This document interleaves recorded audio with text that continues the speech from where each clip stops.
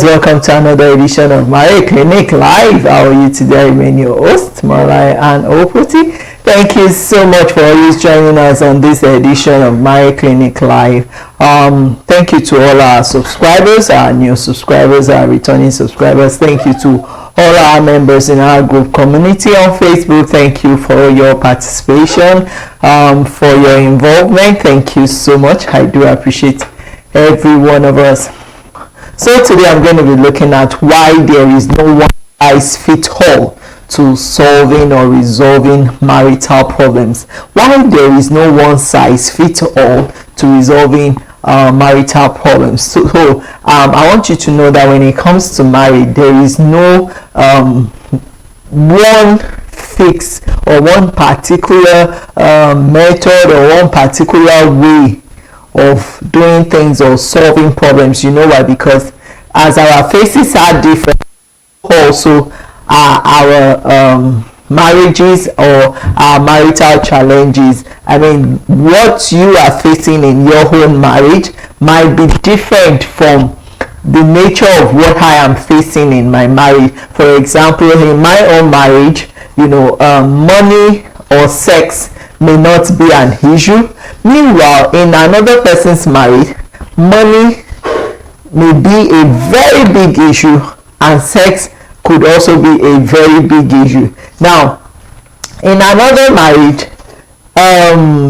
getting help, getting family support and care, or someone to assist you in helping out with your kids may not be a challenge, probably because you have a lot of family members around you and you can easily get one of your siblings to come and live with you and they can help you care for your child, while you and your spouse can face your work, face your business, face your life. You can afford to go on vacation, to go enjoy yourself. I might not have that opportunity or that luxury, perhaps maybe because of where I'm staying or my vicinity or how far I am from family or from home, you know. And we should also consider the fact that there are stages in marriage. You know, it's possible that there was a stage in my own marriage that I had that luxury, you know, maybe most of the things I wanted, the way I wanted the home to run. I had help, I had support system. And another stage will come in the marriage whereby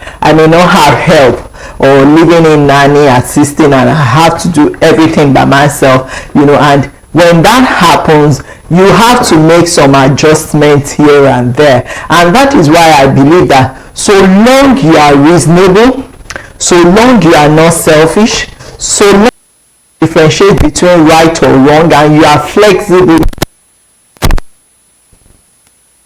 you will have a smooth ride in your marriage. And as long as you are open to communication, you know, there are times that when I listen to some marital challenges, I look at it and I'm like, this is not an issue, but to another person it will be like, oh no, for me this is a deal breaker. Sleeping around, no, I can't stand it. But for another woman, she might be like, well, I don't mind him sleeping around, sleeping with everything in skirt, so long he can put money down, so long he's still taking care of me, so, you know. So we all are different and our tolerance level are different.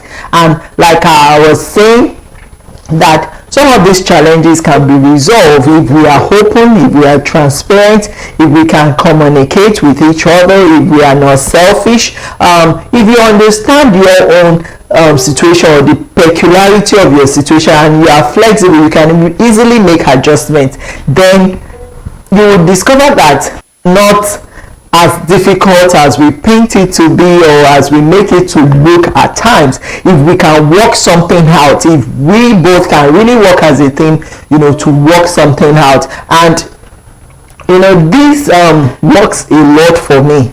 Communication. There is really nothing that we cannot discuss. There is really nothing that we cannot discuss. We discuss almost everything. When I'm in doubt, I raise it. I ask questions. When it's not clear, he raises it. He asks questions. Afraid.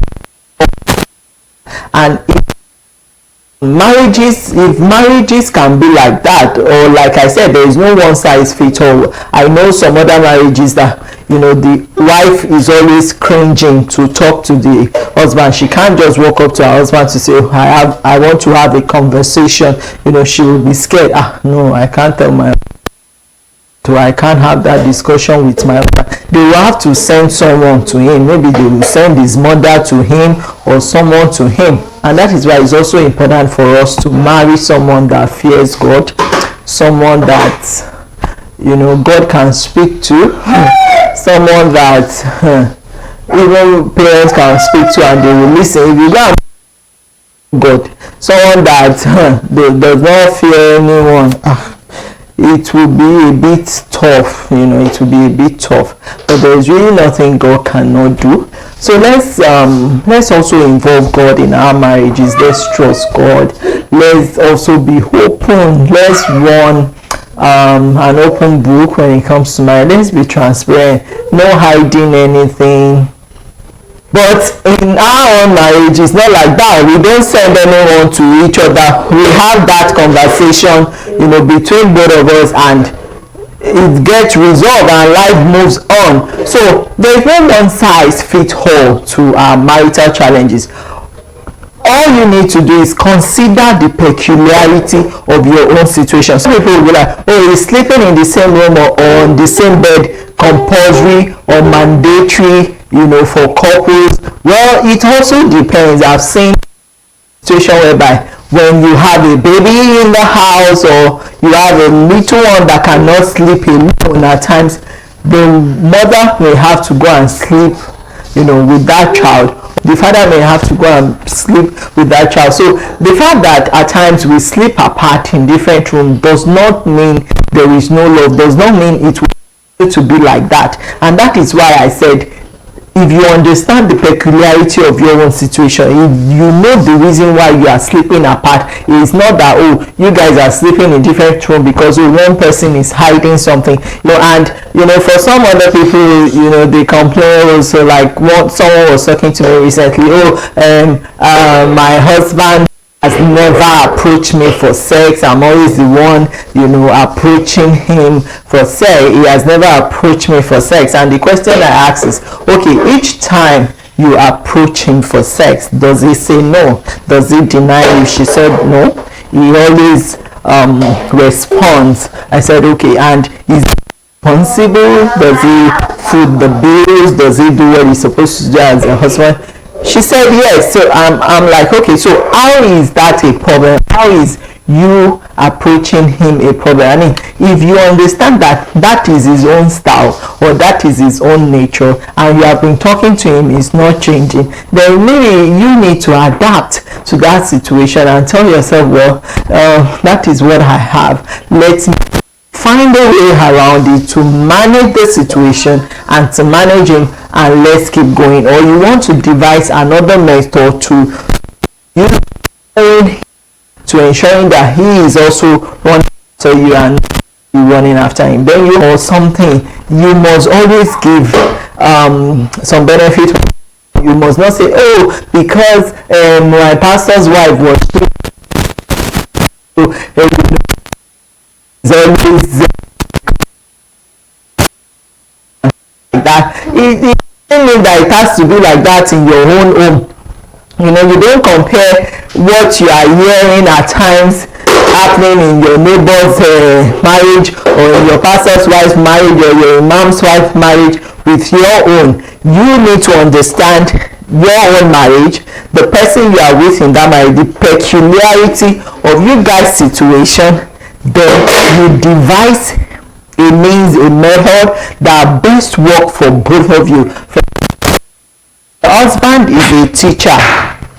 If the husband is a teacher and is expected to be back home at 4 o'clock or max by 5, my own husband, who is not a teacher, at 4 or 5, because why? I understand the nature of this job. So when he comes back home at 7 or at 8 or at 9, I understand why, and I will not say, but my neighbor's husband, immediately it's 4 o'clock, he's already at home. If it's not 9, you are not back. I won't say, oh, or the man will not say, oh, my wife, she is always not back. Yeah, Sikira is always back at home. Latest 4 o'clock, 5 o'clock. If your own wife is the type that works on the island or works in traffic prone areas, and she has to travel 1 hour, 2 hours to get home, then you cannot expect her to also be back from work, the same time Yasikira is back from work. Childbirth she had when she was giving birth to children, compared to your own wife that has C-section when she was giving. So her own care, she herself will need care, so you don't expect her to burden with chores or with work. You don't expect her to be working like a jaka, like Yakafaya or Yasikira. Immediately she gives back to it. Don't keep comparing your spouse with someone else. You need to understand the peculiarity of their situation. You don't say, oh, it has to be like my friend's wife's case, or it has to be like my friend's wife's situation, or my neighbor's marriage type, or my pastor's wife marriage type. No, it does not have to be like that. What is important is that both of you understand each other. You are happy together. You guys are matured. You are having conversation, discussion. You are communicating. When there are issues, you are discussing about it. There is no doubt. You are not suspecting each other. And if there are want to sit down and also address it, and someone will say, oh, what if I'm trying to address it but my husband is not saying anything, he's not talking, then maybe that is when you will now start thinking of who you need to talk to or you report him to that will step in. But whoever you're going to report him to must be someone that can solve the problem. You don't go reporting your spouse or talking about your spouse to someone who cannot solve the problem. Rather, we'll go behind you and escalate and tell people that, oh, fighting with each other.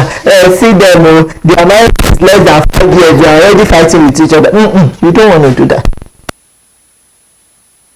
A professional, you want to talk to maybe someone he fears, someone he respects, someone she fears, someone she respects, to help you step in and intervene. If they cannot intervene, there is no point you telling them or opening up to them.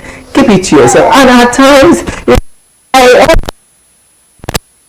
need to tell anyone, you might just need to talk to God. No shady deals, no shady dealings. Be open.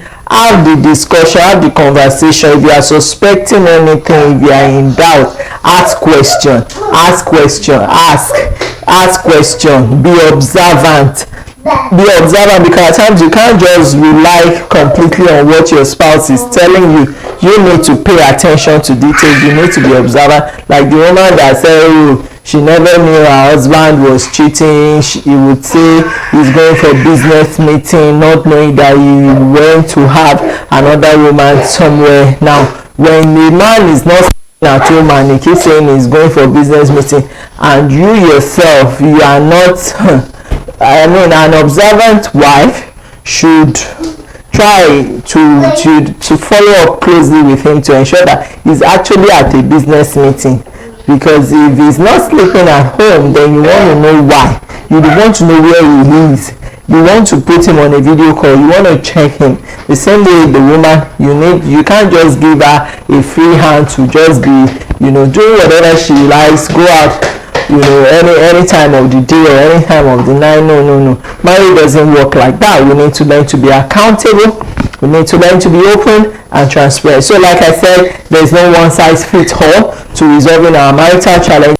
Just understand the peculiarity of your own marriage. The fact that they say, oh, you guys should have sex often, you guys should have discussion often, does not mean that it will apply in your own marriage, especially if your spouse, the nature of their work is such that they come back tired or they are not always around. I have a friend, whose husband works onshore, so at times for like 3 weeks she will not see her husband, but the moment the man comes back, the house is on fire, for both of them. You see both of them cuddling all over the place. I mean, which is fine. They understand each other, and the marriage is doing well. Almost 10 years married, and they are lovebirds. So together happily to cope with your situation and to manage, the situation well, in such a way that both of you be happy. Most importantly, ensure that you are always doing the right thing in the marriage. You are not selfish, and that you are open to your spouse. I'd like to stop here now. I remain your host, Malai, and Opeti. Please don't forget to subscribe to our YouTube channel. Give us a like, give us a comment, let us know your thoughts in the comment section. Don't forget to video review. Thank you so much for joining us. Till we meet again, I say bye bye.